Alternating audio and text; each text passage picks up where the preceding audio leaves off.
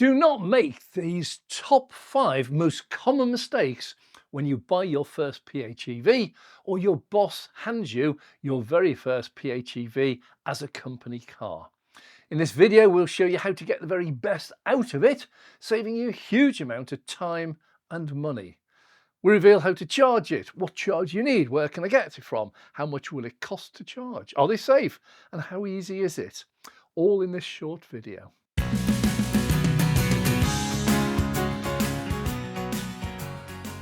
I'm Dave, this is Dave Takes It On, and a special mention goes to Caroline for handing me her BMW 330e PHEV, which I've used to make this video for you.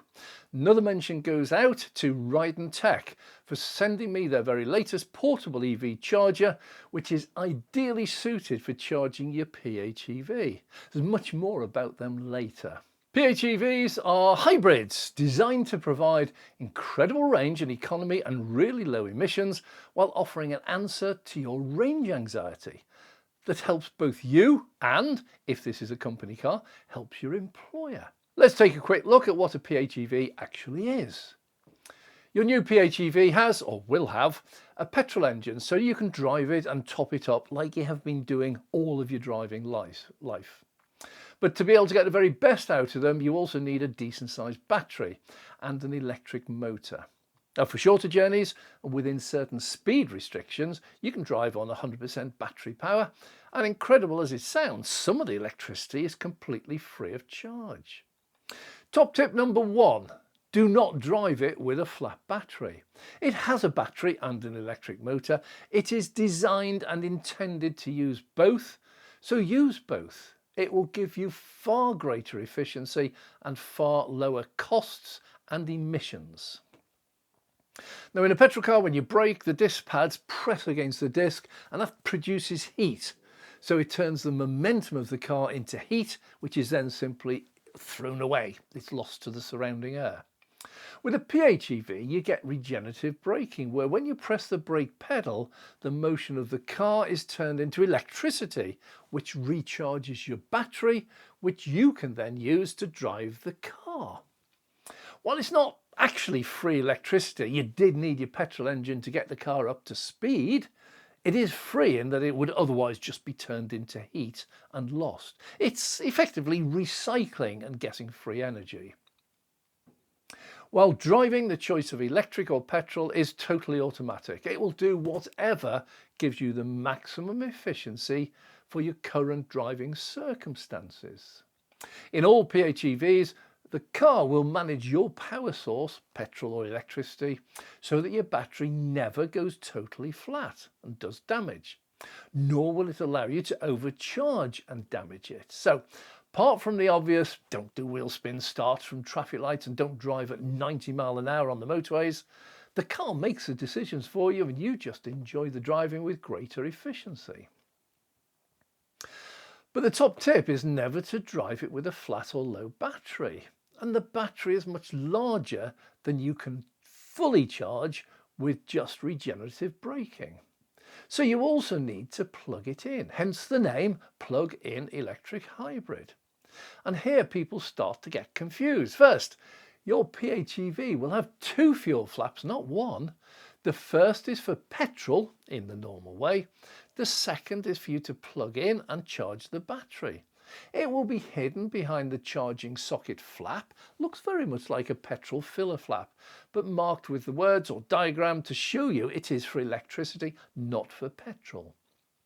Well, in most cases, it opens exactly the same as your petrol filler flap. Press it or release in the car and reveals a socket that looks very different to anything you've seen before.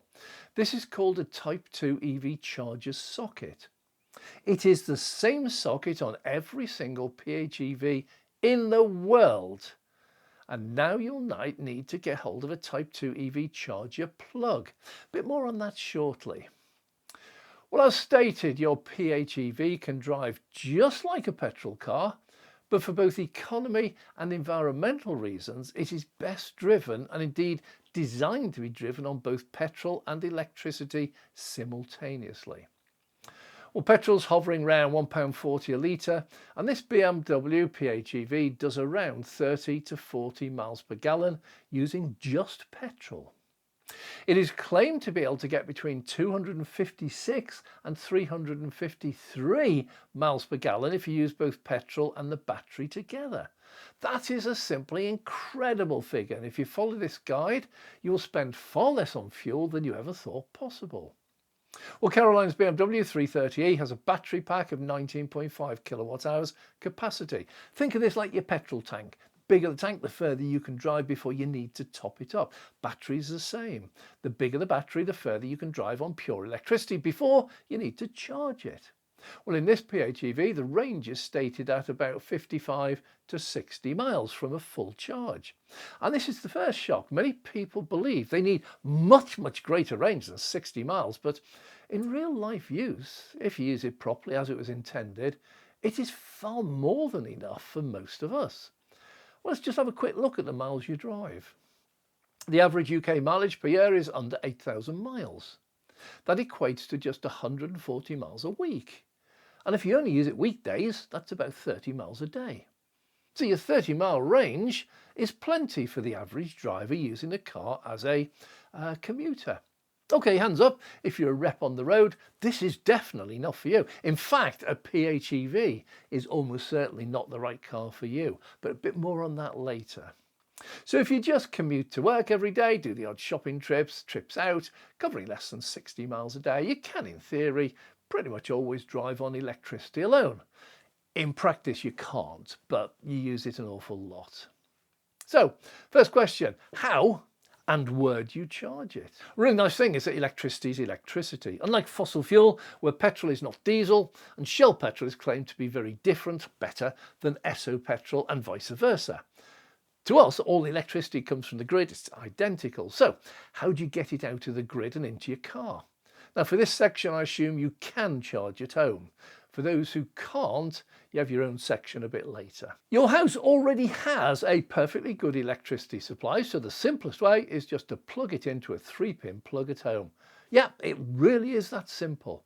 But we come back to that plug. You don't have a Type 2 plug. And that's because, like all battery chargers, you need the charger bit as well as the plug. Think about your mobile phone. Your phone has a socket, probably USB Type-C or an Apple Lightning, and your phone charger is usually part of the 3-pin plug. So you've got the plug, the charger, and it then has a cable that has a USB-C plug on the other end. Your PHEV is the same. You need a charger, and while some do come with a free charger when you get your car, many do not. Now, Ride & Tech is one company that do supply them. They're to be found on Amazon. We'll have links for all this below, and they have a wide range of products to meet almost all demands. For this particular video, they've supplied me a PC200 3K6 charger. Yeah, really catchy name. For me to try and review when plugged into Caroline's PHEV. Obviously, there are other suppliers, but this charger is all you need to plug it into your house mains supply. It has a short cable and 3-pin plug on one end. The charger itself is like a brick in the cable, and then there's a longer cable from this that ends in a Type 2 plug. Plug one end into the mains, the other end into your PHEV, away you go.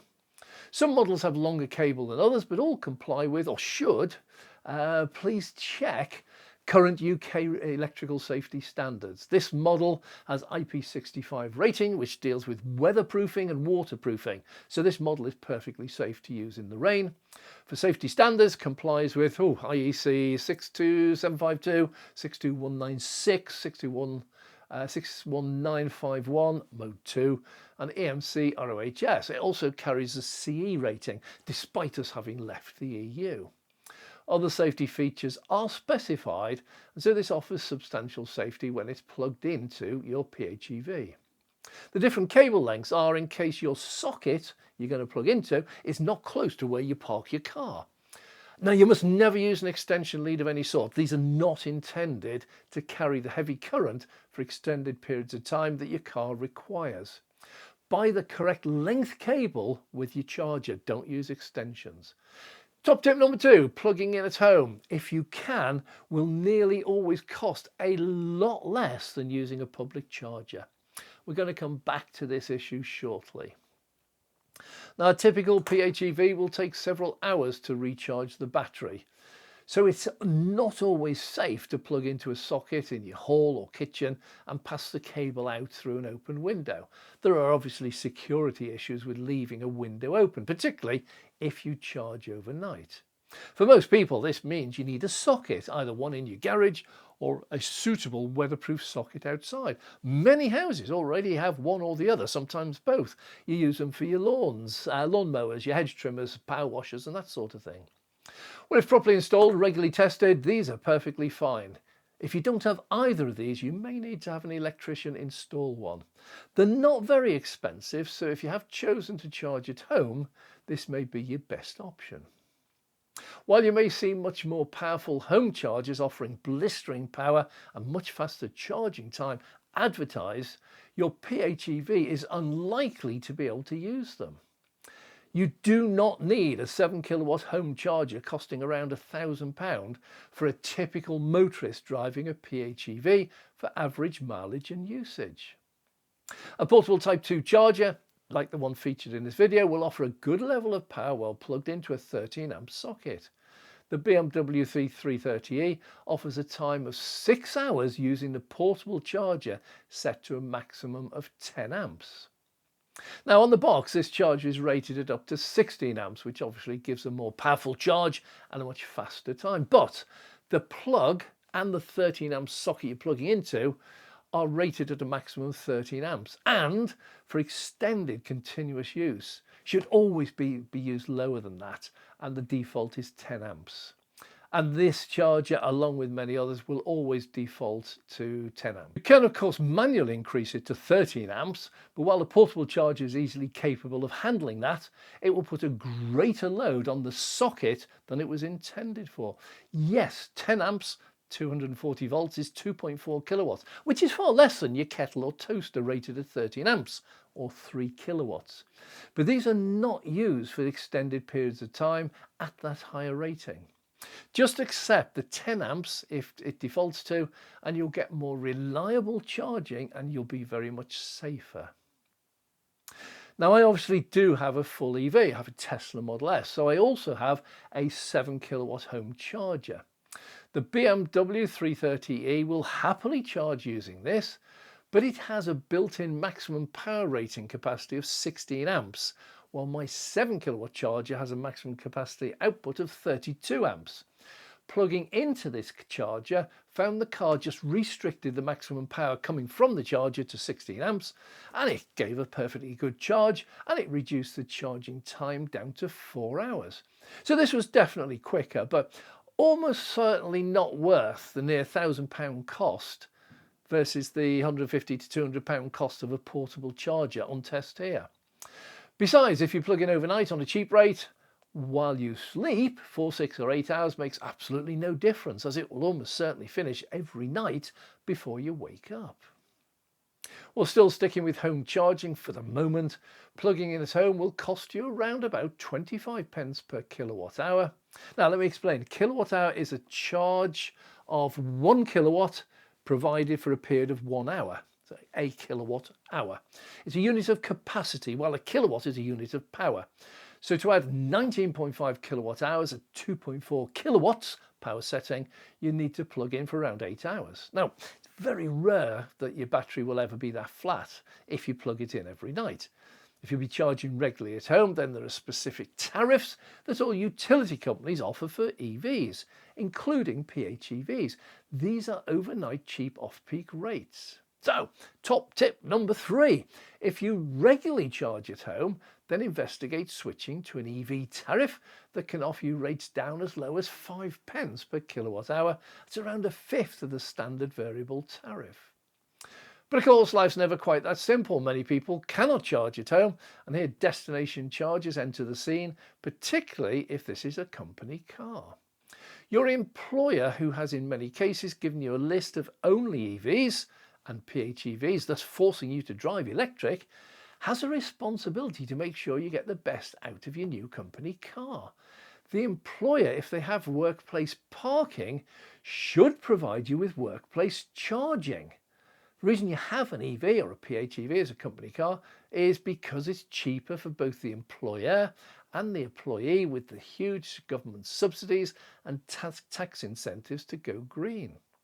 But likewise, your employer has very generous subsidies and tax incentives to provide EV charging. Top tip number 4, ask for or insist that your employee offers you Type 2 EV chargers for free or at very low rates while your PHEV is parked at work. If you can charge at work, then maybe you don't need to charge at home at all. But if you still do, then also ask your employer to pay for having that facility installed at home. He or she gave you your PHEV, surely he or she should give you the means to charge it either at home or at work, or possibly both. Well, finally, if you can't charge at home at all, nor at work, or you can but also need to charge while out on the road sometimes, then you'll need to use public fast chargers or public destination chargers. For these, a public Type 2 fast charger will normally be required, and you will normally need to pay for the charging. So final top tip number 5, do your homework and make sure that the price you pay for your charging is the very cheapest that you can find. Public charging is readily available. They're approaching 100,000 locations out there. They're to be found everywhere, from motorway services to retail parks, hotels, restaurants, and many petrol forecourts. However, the price they charge ranges from extortionately expensive to totally free of charge. Whether you're going to be using them occasionally or all of the time, spend some time searching for the cheapest prices. All electricity is the same, but not all electricity costs the same. So first up, once again, is your employer. Many will give you a petrol card like All-Star, so make sure they also give you an EV charging card or payment method like a company credit card. Then look out for the free charging locations. Now for me, local restaurants often offer free charging to patrons. Nissan and Renault garages often offer free charging to their respective drivers.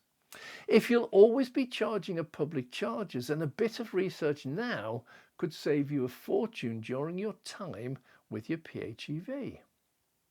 Well, most Type 2 fast chargers have a payment method built in, such as contactless bank card, but others do not, and they will require either an app or an RFID card. Once you've selected your chosen method, get whatever is required to be able to use it. Now, I'm not going to go here into too much detail about how to charge or what speed your charge you're going to get. Each PHEV is likely to be different. Here I can tell you my experience with the BMW 330e plug-in hybrid. The charge port flap is opened by briefly pressing it. It opens to reveal a Type 2 socket that all PVs and EVs will have. It's a universal standard. Some EVs may have additional sockets, the 330e doesn't.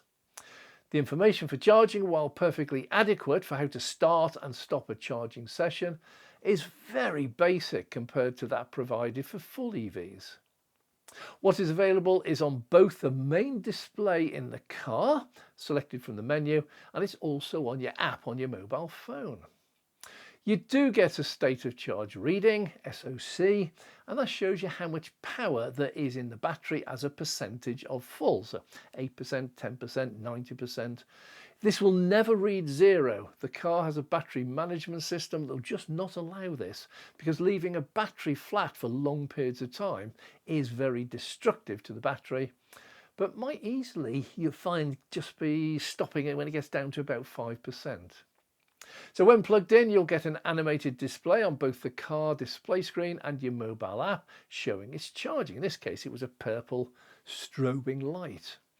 Yes, all PVs get a mobile app that allow you to monitor what is going on and control certain functions. They will usually show how long the car will take to fully charge the battery to 100%.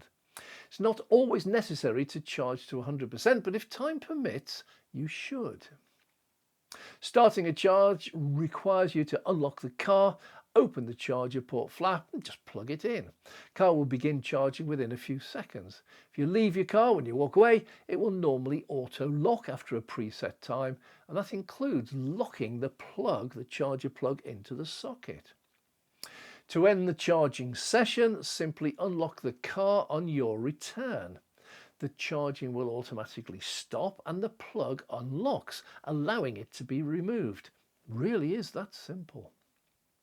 Well, I hope this has helped you with your first PHEV or helped you to decide if a PHEV is right for you.